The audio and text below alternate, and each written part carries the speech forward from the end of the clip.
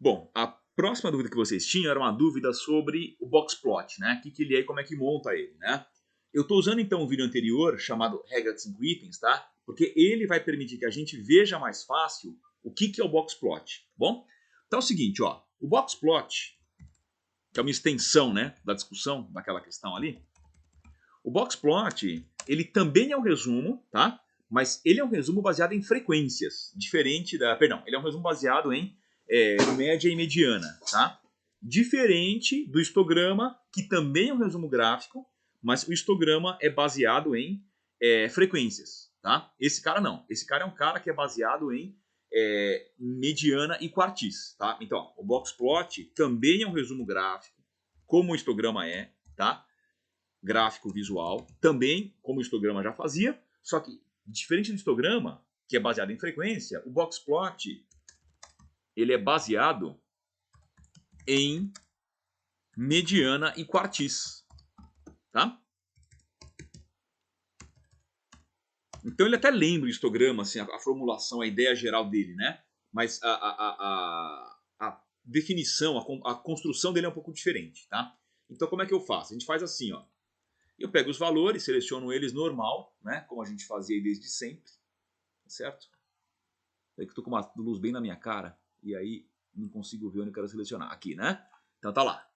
Então é isso. Aí, ó, pega os dados, né? Oh, como eu sou idiota, tinha selecionado, né? Ctrl T para fazer a seleção, tá? E aí, a gente pode subir agora e fazer a inserção, tá?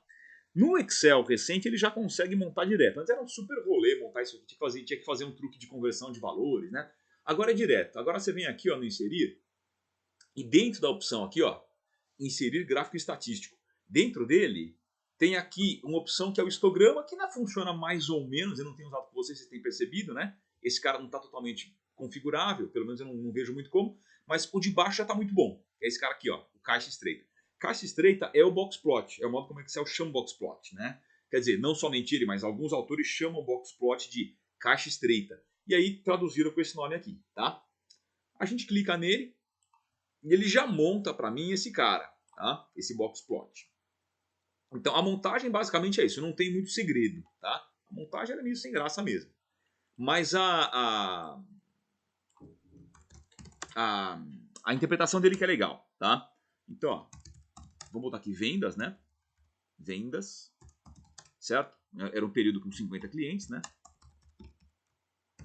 E nós tínhamos ali então que esse é o perfil das vendas como elas aconteceram depois que a campanha de vendas aconteceu na loja, né? Naquela questão da lagosta, tá? Então estou aproveitando os dados da lagosta, porque eram dados disponíveis, né? Quem quiser puxar no vídeo anterior, o vídeo sobre onde eu calculei os quartis, né? E os 5 itens, tá? Vocês podem puxar com o nome de regra de 5 itens, tá bom? Enfim, então você montou o boxplot aqui e agora a gente quer interpretar esse cara, tá? Então é o seguinte, ó. Ele lembra muito o histograma. Só que no histograma, qual que era a diferença número 1? No histograma, a variável x ficava no eixo x. Lembram disso? Então tinha de tanto a tanto, né? E isso aparecia no eixo x, tá certo? Aqui não. Aqui a variável x, ela fica no eixo y, tá? Isso é uma diferença do boxplot para o histograma, tá bom? Então, ó, eu procuro os valores aqui, tá? A segunda diferença é, diferença número 2. Lá no histograma, o meu cálculo é baseado em contagem, é baseado em frequência, né? Então, de 500 a 550 apareceram tantos valores, né? De 1000 a 2000 apareceram tantos valores. E isso rolava no histograma.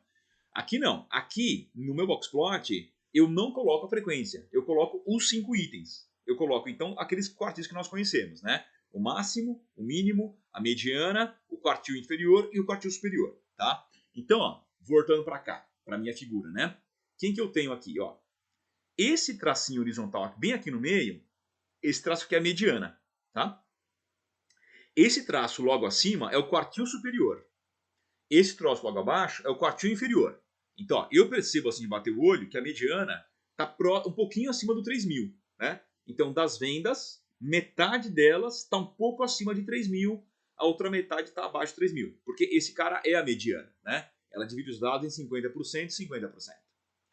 Além disso, eu tenho aqui também, ó, esse traço é o quartil superior ou terceiro quartil. Então veja, dos seus valores, 75% está aqui embaixo 25% está aqui em cima, porque isso é o quartil superior. Tá? Aqui embaixo eu tenho o quartil inferior, ou o primeiro quartil, certo? Ou seja, dos seus valores, os 25% mais baixos, né? A gente fala em marketing, os 25% bottom, né? Users, os 25% menores valores, bottom, eles aparecem aqui embaixo. Ó. Sim? Entre 1.700 mais ou menos e 2.500 mais ou menos no olho. Né? Os 25% top valores, ou top users, né? Eles aparecem aqui em cima. Os 25% que mais aparecem. Então, quem que eu tenho aqui? Esse é o máximo e esse é o mínimo, tá? O que é bem legal do Boxplot é que ele faz uma conta automática em que ele faz um cálculo do que eles chamam de máximo real ou máximo efetivo. O que é isso?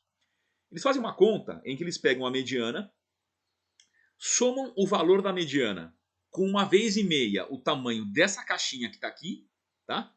E isso define o que eles chamam de máximo real ou máximo efetivo, tá? Então isso seria o máximo por esse cálculo. Seria então a mediana, ó. Então o que seria o máximo efetivo, né? Ele seria a mediana mais 1,5 o tamanho dessa caixinha que está aqui, né? 1,5 a distância entre o quartil superior e o quartil inferior. No nosso livro, isso está com o nome de amplitude interquartis, é a mesma coisa, né? É o espaço entre o maior quartil e o menor quartil. Então esse cara gera o tal do valor máximo efetivo, né? Da mesma forma lá para baixo, eu posso criar o mínimo efetivo. É a mediana menos 1,5 amplitude interquartis, né? Então isso define o mínimo efetivo, tá? Por que eles fazem isso? Essa conta é legal porque ela corrige para outliers, tá? Se um valor cair muito longe, ou quer dizer, pelo critério do Boxplot, né? Se um valor cair fora desse intervalo que delimita aqui, né? Eles chamam isso de outlier, pelo critério do Boxplot, tá? Então, pelo critério do Boxplot, pelo critério do Boxplot, pelo critério do Boxplot, né? Ou dos 5 itens, barra 5 itens, sim, os valores que caem fora do intervalo, né? Mínimo, efetivo, máximo, efetivo ou máximo recalculado, né? Não é isso? São considerados pontos extremos, né? Alguns chamam de outlier, e devem ser investigados, né? Então, pontos fora da curva, pontos extremos, né? Existe assim, na verdade existe uma diferença formal entre eles, né? Mas para nossa finalidade, eu vou considerar como se fosse um mesmo conceito, tá? Então, pontos fora da curva, outliers, pontos extremos, valores aberrantes, né? Como encontrar? Bom, então aqui, pelo critério do Boxplot, esse é o modo de encontrar pontos que são pontos estranhos, né? Pontos que não deveriam aparecer ali. Tudo bem, então? Sobre o Boxplot, a construção dele e também sobre a interpretação dele, certo? Tranquilo.